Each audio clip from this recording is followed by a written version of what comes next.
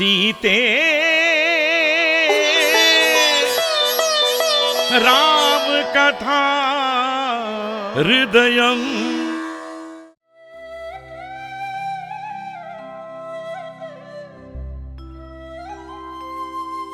बहन सीता, हाँ? ऐसे आकाश में क्या देख रही हैं आप? वो वहां देखो,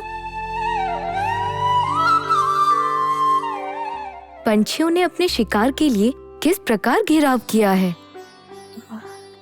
सत्य कहा आपने।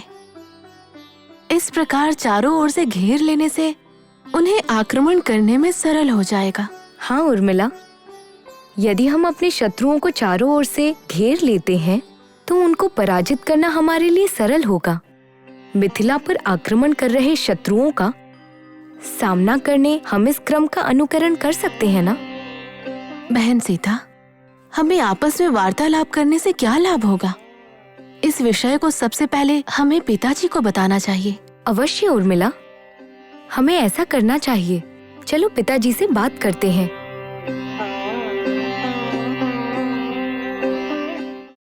महाप्रभु, शत्रु हमारे राजभवन के बाहर हम पर आक्रमण करने के लिए तैयार बैठे हैं। उनको वहां से निकाले बिना उनकी सेना से जीत पाना बहुत कठिन है प्रभु। उन्होंने बहुत सुरक्षित जगह पर रहकर हम पर आक्रमण किया है। इसी कारण यदि हम अंदर से उन पर आक्रमण करने गए तो कष्ट और पराजय हमारे हिस्से में आएगा प्रभु। अमात्य जी, शत्रुओं को सुरक्षित जगह पर रखकर हम पर आक्रमण होने से पहले ही हमें कोई पूर्व विधान तो सोच ही लेना चाहिए था। ये तो हमसे भूल हो गई। अब किसी भी तरह उनको वहां से हटाने के लिए हमें कोई ना कोई युक्ति तो सोचनी ही होगी। पिताश्री को हमारा प्रणाम।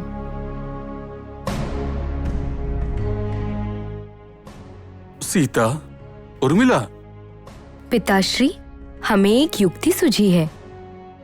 यदि हमने शत्रुओं को चक्र की तरह घेर लिया तो वो विचलित हो जाएंगे और सुरक्षित जगह से बाहर निकलकर हमारी सेना के चक्रव्यूह में फंस जाएंगे। शत्रुओं को चारों तरफ से चक्र में घेरना। अमात्य जी, इस युक्ति के बारे में आपका क्या कहना है, बताइए। प्रभु, हमारी सेना को रहस्य मार्ग द्वारा हमने हमारे भवन के बाहर भेज दिया, और अगर हमने पीछे से शत्रुओं पर आक्रमण कर दिया जिनकी उनको कोई अपेक्षा नहीं होगी तो जीत अवश्य हमारी होगी। तो फिर इतने दिनों तक ये उपाय आपको क्यों नहीं सूझा अमात्य जी? इसके लिए मैं क्षमा चाहता हूं प्रभु। अमात्य जी, हमारे राज्य की रक्षा के लिए ऐसी युक्ति इतने दिनों से ना तो मेरे मस्तिष्क में आई और ना ही आपके मस्तिष्क में, बल्कि सीता के मस्तिष्क में आई। जल्द से जल्द इस रणनीति को कार्य में लाओ। इसमें कोई संदेह नहीं कि उन शत्रुओं का अपयश होगा। आप जैसा कहें। अभी जाकर हमारे सेनापति को इस चक्रव्यूह के रचना के बारे में अभी ज्ञात करवाता हूं।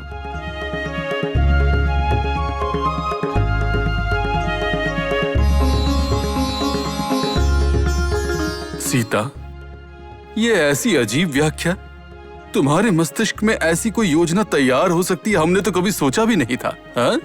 पिताश्री, शत्रु हमारे राज्य पर आक्रमण कर रहे हैं और आपको उनका डटकर सामना करते हुए देखकर मैंने सोचा कि इस राज्य पर आने वाले संकट को रोकना होगा और आपकी चिंता को पूर्णतः दूर करना होगा। मैंने जब आकाश में पंछी को शिकार को चारों ओर से घेरते हुए देखा तब मुझे ये युक्ति सूझी। पिताश्री, हमें लगा ये बात आपको बताएंगे तो आपको लाभ होगा। अवश्य ही इससे हमारा लाभ होगा। सीता, अपने राज्य के लिए तुम्हारा इस प्रकार से चिंतित होना देखकर मुझे अत्यंत ही संतोष की प्राप्ति हुई है। ये युद्ध तो होगा, अवश्य ही होगा, किंतु ये तुम्हारे नेतृत्व में होगा, ये जानकर मुझे अत्यंत गर्व हुआ।